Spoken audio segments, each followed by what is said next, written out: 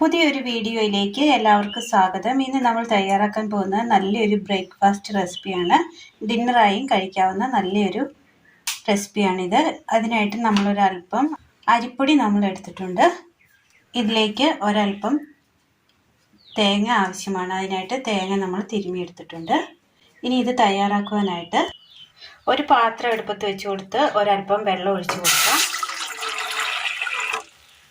വെള്ളത്തിലേക്ക് നമുക്ക് ഒരല്പം ഉപ്പിട്ട് കൊടുക്കാം. ഒരല്പം മഞ്ഞൾപ്പൊടി കൂടി ഇട്ട് കൊടുക്കുന്നുണ്ട്.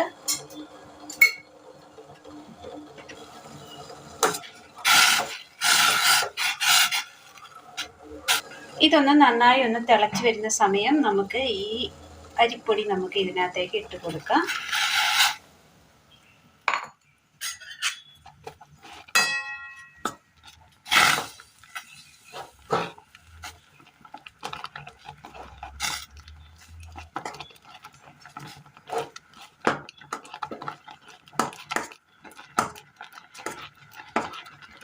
ഇനി തീ ഓഫ് ചെയ്തിട്ട് ഒന്ന് മൂടി വെക്കാം.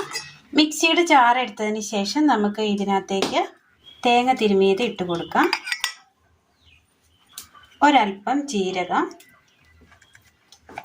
ഒരേലക്ക തൊലി കളഞ്ഞത്, ഒരല്പം മഞ്ഞൾപ്പൊടി, അല്പം വെള്ളം ഒഴിച്ചു കൊടുക്കാം. ഇനി ഇത് നന്നായി ഒന്ന് അരച്ചെടുക്കാം.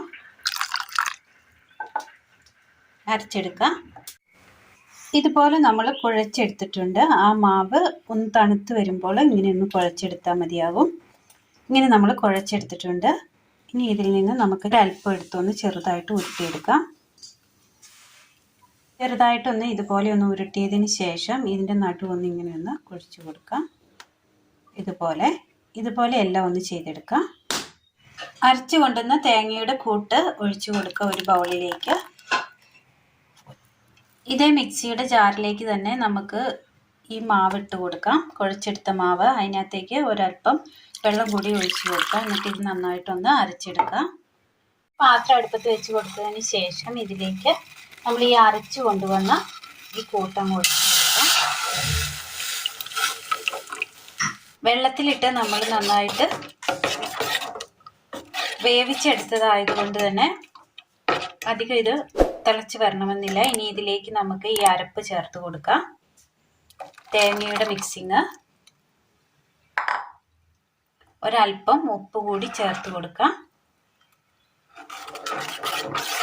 നന്നായിട്ട് അടി പിടിക്കാതെ നന്നായിട്ടൊന്ന് ഇളക്കി കൊടുക്കണം. ചെറുതീയിൽ വേണം ചെയ്തെടുക്കുക. നല്ലതുപോലെ ഒന്ന് കുറുകി ഒരു തിള കയറി വന്നിട്ടുണ്ട്. ഇതിനകത്തേക്ക് നമുക്കിത് ഇങ്ങനെ ഇട്ട് കൊടുക്കാം.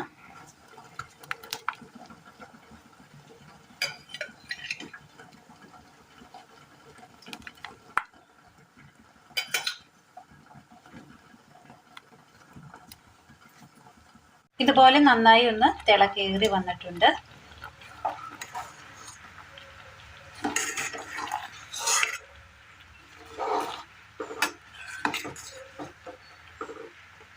അങ്ങനെ നല്ല ടേസ്റ്റിയായ നല്ലൊരു ബ്രേക്ക്ഫാസ്റ്റ് റെസിപ്പിയാണിത്.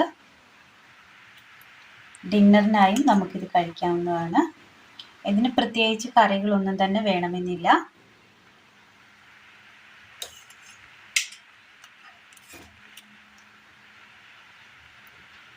ഇങ്ങനെ കോരി കഴിക്കാവുന്നതാണ്.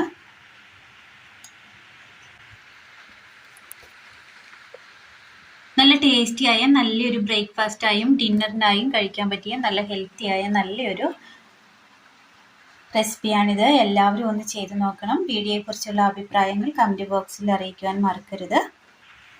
കൂട്ടുകാരിലേക്ക് ഒന്ന് ഷെയർ ചെയ്ത് അയക്കുവാനും മറക്കരുത്. അപ്പോൾ ഇന്നത്തെ വീഡിയോ എല്ലാവർക്കും ഇഷ്ടമായി എന്ന് വിചാരിക്കുന്നു. വീഡിയോ ഇഷ്ടമായാൽ ഒന്ന് ലൈക്ക് ചെയ്യാനും ഷെയർ ചെയ്യാനും സബ്സ്ക്രൈബ് ചെയ്യാനും മറക്കരുത്. താങ്ക്